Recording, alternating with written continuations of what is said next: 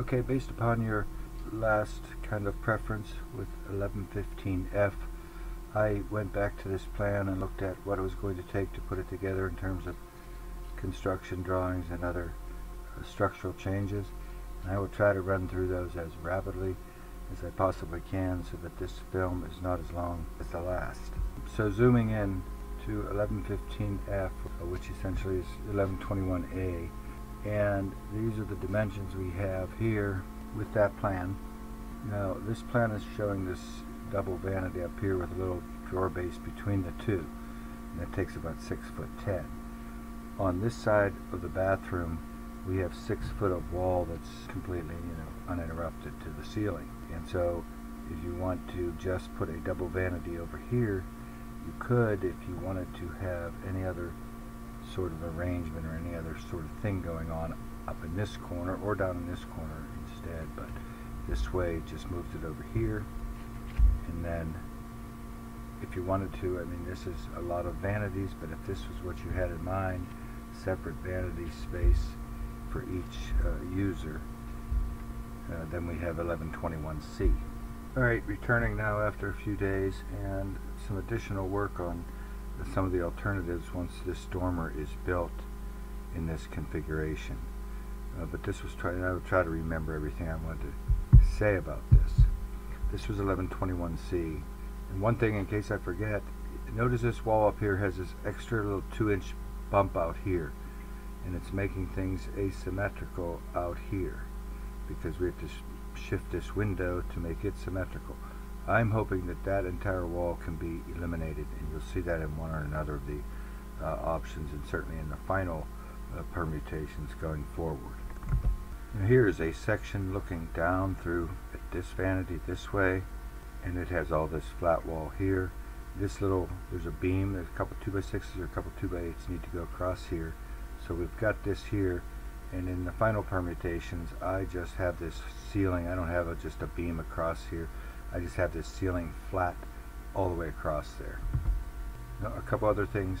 Notice that I have left that's that box, and I might have it higher possibly, but I've left that box in place and left that plumbing in place under there, and left all that toilet plumbing and shower drain plumbing is in place in this plan. But it does allow for this big 18-inch deep tile cabinet here. I mean, there's just a lot of cabinetry in this room, particularly in C with vanities on both sides. But this is an 18-inch deep cabinet here over that bump, and the toilet just remains in its place.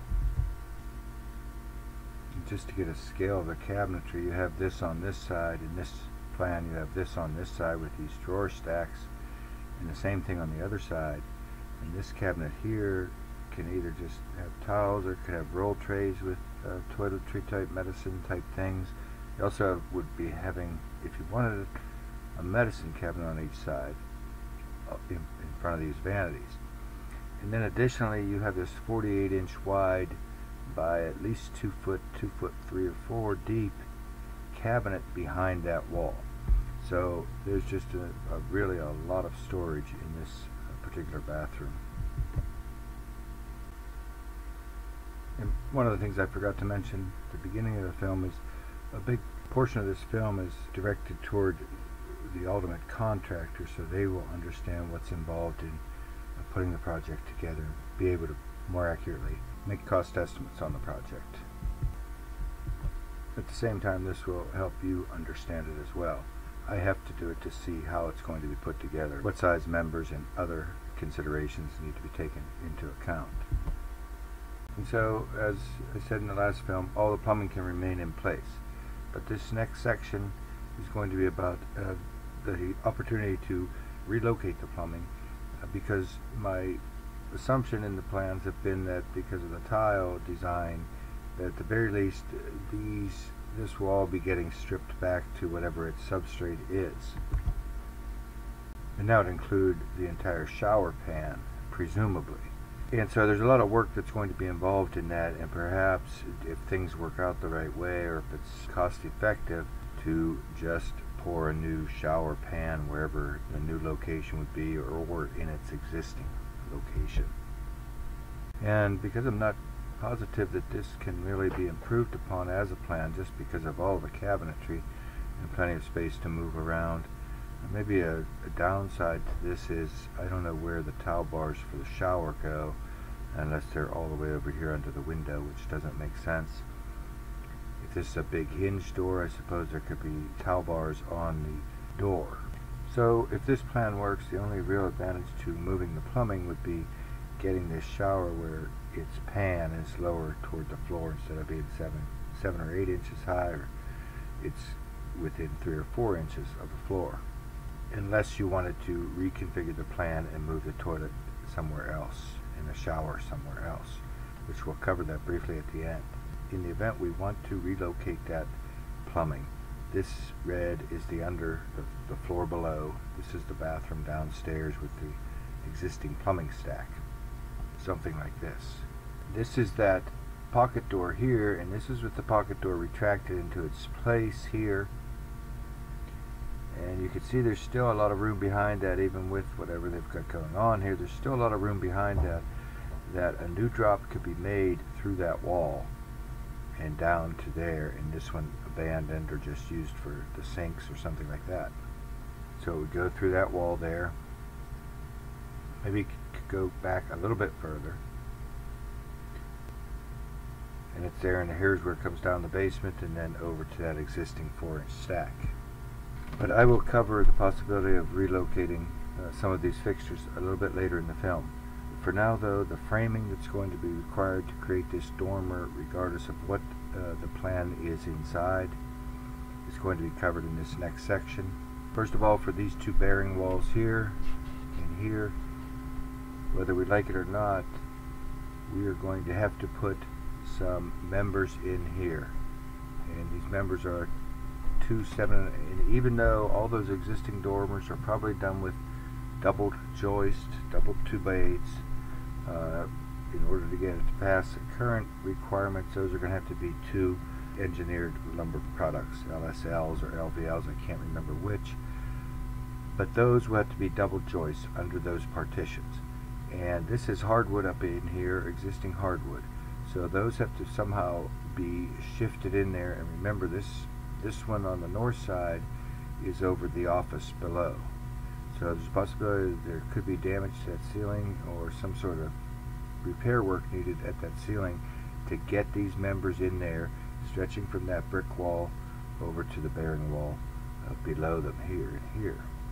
Additionally, I don't know, it can be ascertained prior to build, but we don't know exactly where these existing joists are in that floor system.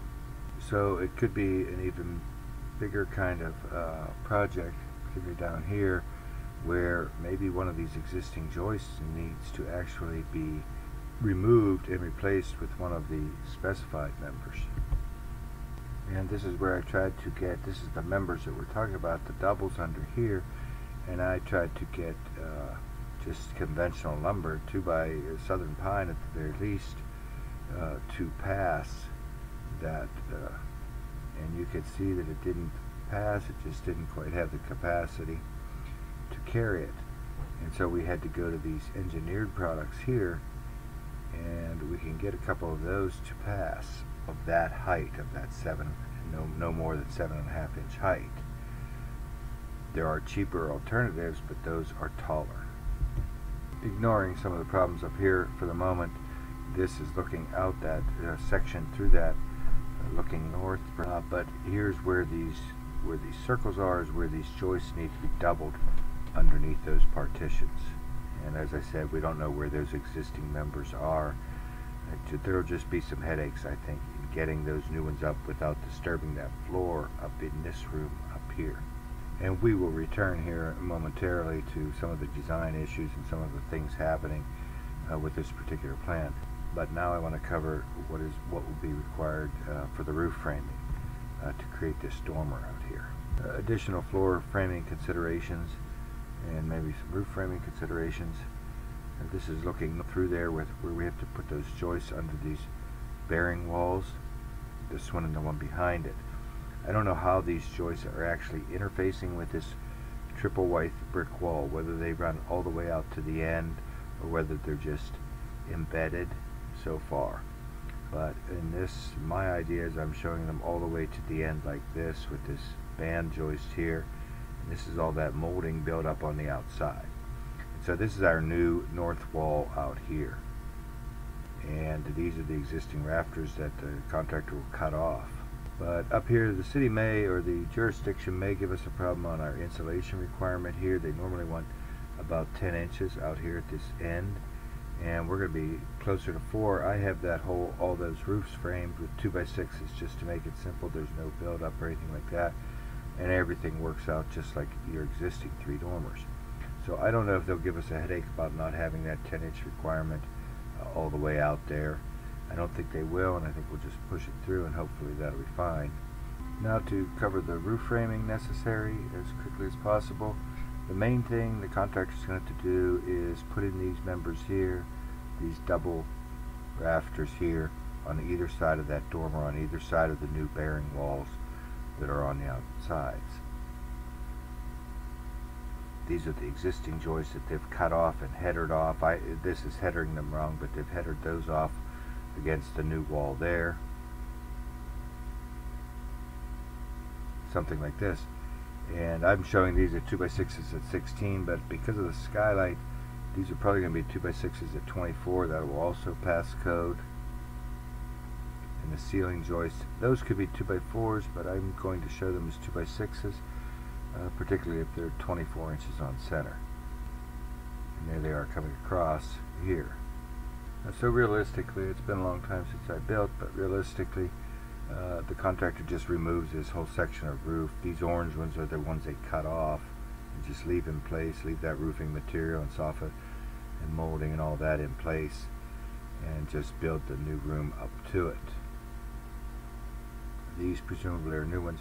Now, normally they will have some sort of a frame in here to carry this, the ridge of this and these hips, but we would just be building up a little wall section in the attic up to the bottom of those to support those, because our bearing wall is right below that. So that's what will happen at that end of that, and then there's the new ceiling joist coming across. And you can see in this particular plan that skylight can afford to go to the left a little bit, and I believe that's what I end up doing eventually, is moving that and changing these to 2x6s at 24 inches on center instead of 16 inches on center. And before covering these interior elements, then, once we created this square, if we were leaving these in place, we kind of had a couple variations on this theme, like this. Again, this is with this toilet in place, and these are the clearances. And notice you have an extra 10 inches up here. We already talked about this wall. And that is with the toilet in place. You have about 3'3" through there, which is plenty of space. So the toilet can just stay in place if you like. But if you did want to move it back, that is the result there. But that moves back 6 inches, that's the result. With these plans that we've been showing here, and I want to show you some of what I did with the interior of this particular one, D I believe, or E, the one with double vanities. First, looking north to the right in that nook, you either have a shorter cabinet with a countertop space, or knee space underneath, or drawers, or whatever you want underneath here, or you have a cabinet front that goes all the way to that ceiling, and then you can just build shelves behind it. Next, of course, these backsplashes can't be there, but really I just matched that end to what the other dormers are doing, brought those windows up, including their heads. I brought this head is substantially higher than the other ones, I would say, probably 3 to 4 inches. So outside looks more or less like this.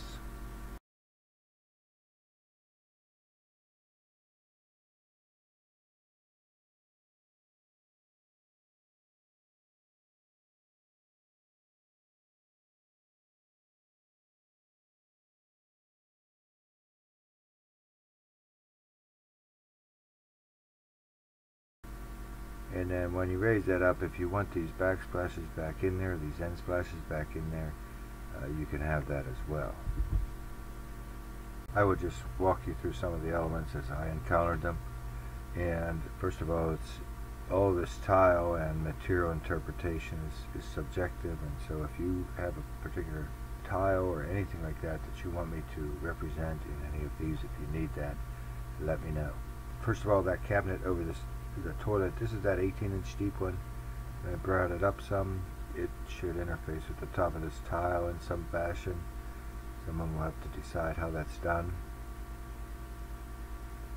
At this end, this was that, and how much tile you run, I don't know, maybe with colors and various things this looks better. I'm showing these countertops at 1.5 inches in here, and these will look much better at 1 inch, but I think probably would run some tile in a bathroom of this scale, particularly in keeping with what's happening through the rest of the house. You see here I added a top edge to this tile. You can see it here in the foreground, but this is just whatever kind of, I would go to a tile store and I would begin to envision this project if you're going to build this dormer here.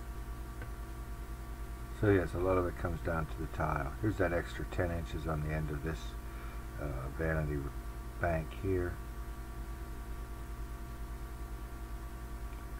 Looking this way, obviously, you would wrap this tile around that end, and you have to, I'm showing these edges, obviously they're not going to be razor sharp like that, and if you select something I can design all of that, or your tile person knows what they're doing, they can do it, I'm sure.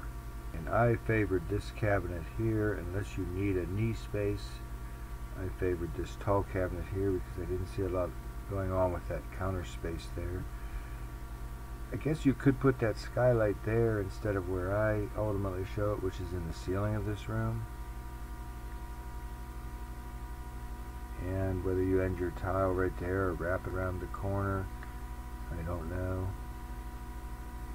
Up here, this ceiling, in a later version, on one of my experimental versions, I brought this ceiling across here above this door head, just to simplify it and not create a dark space up there. Here I bring the tile up pretty substantially. I guess on this side maybe I just brought it up to match what is happening across the room. And coming in this way, this is this interface up here, and this is this interface here. Perhaps this main shelf here, it comes up and is at this level here. I think these backsplashes are superfluous, these marble backsplashes here.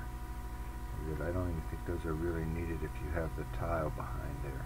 But if I were eliminating those backsplashes, which I do like, I would just have that countertop. That countertop would have to be set before the tile is run, so that that tile is on top of the countertop and the grout joint is horizontal rather than vertical.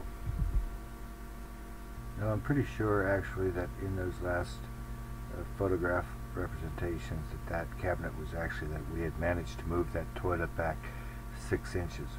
Without replumbing the shower, we'd managed to move that back 6 inches, so that cabinet was only 12 inches, I believe, in those photographs. In any event, there's that 2-inch wall, and this is moving that back, solving our symmetry issue outside and giving us another couple inches inside, hopefully. And moving the skylight over, and now that opening at the ceiling, because it's going to come down through, instead of coming through the roof diaphragm, it's coming through the roof and the ceiling diaphragm. That opening is going to be larger at the floor level or at the ceiling level, like this. And it was at that point that I went to 2x6s at 24 inches on center for the roof and ceiling framing. And so yeah, actually moving that wall back is when we went from plan E, which E just moved that toilet back to 6 inches. But when we got rid of that 2-inch gap of wall, we actually went all the way to F. So that was as far as I developed plans leaving this plumbing in place. And there's probably still some refinements that need made. Obviously all this tile sort of thing needs adjusted. What sort of plumbing you want in this shower needs to be kind of firmed up. But this is what it looked like on a little walkthrough, and probably I think I'll show you some overhead views and a walkthrough of this floor plan here.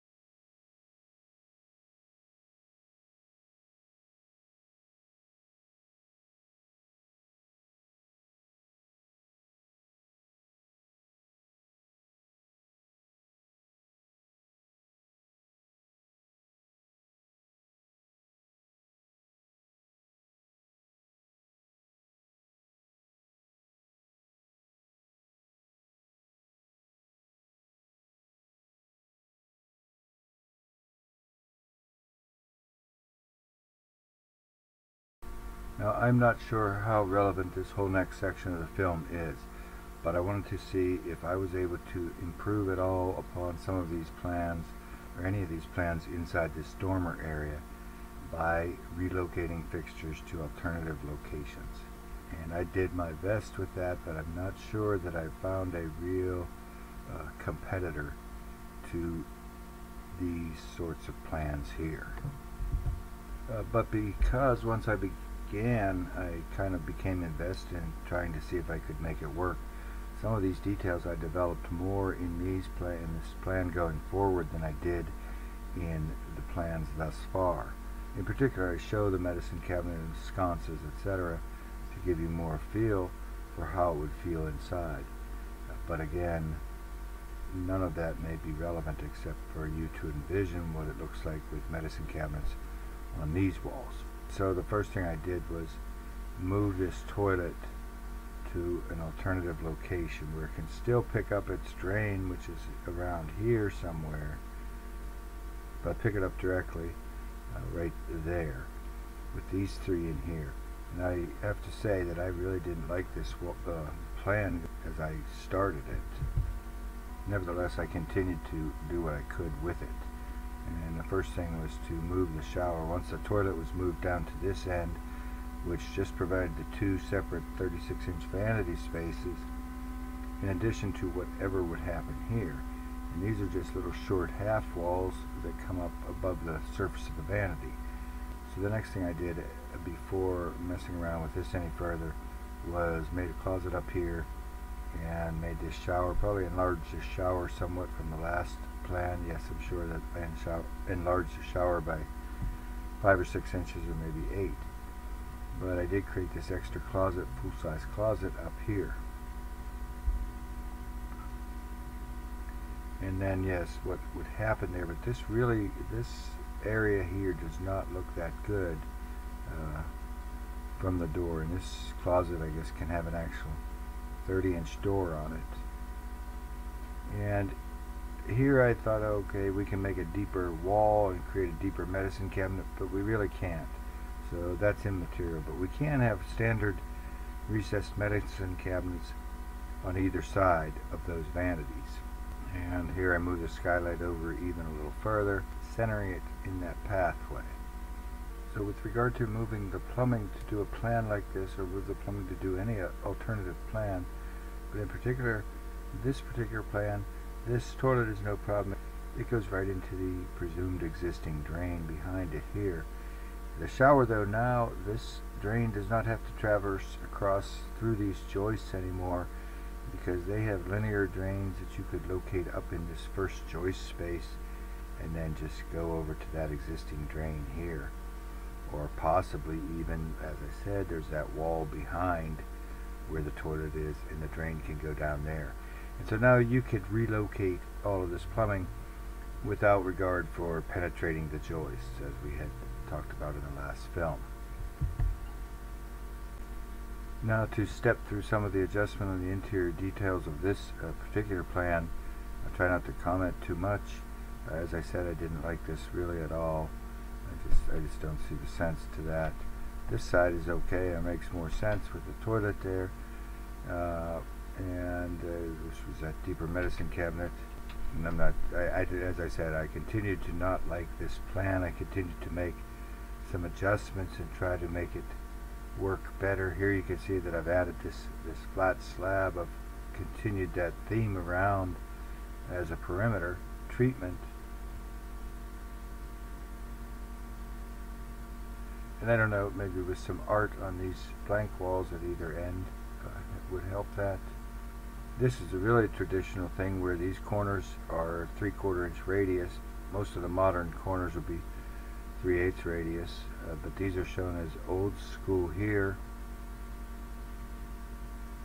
And then on this side, that side continued to bug me, so I got rid of the half wall on that side. And that was a lot more pleasing to me, made a lot more sense, period. The length of this wall can be whatever you like, presumably as deep as the vanity in any event. But this began to please me a lot more. This was picking up that extra 10 inches. I almost kind of like it more like that. And from this side, it's kind of like this. I like how this skylight centers up on the shower door here. You can see the shower has been dropped from that 7-inch height that it currently is. And you can't see it. I get there. You can see it more here, where I bring this ceiling flat all the way across here. So I got this plan to where I could tolerate it a lot more. I put towel bars here for the shower, which is nice. One of the detriments on this plan was where do you put towel bars for the sink, and I have them on the ends of this, on the ends of these vanities, at either end of them. And you'll see that in this walkthrough, which is the only thing I did with this, was just one walkthrough at the end. But I did develop this enough to where I was able to live with it if a person liked that particular floor plan, something like this.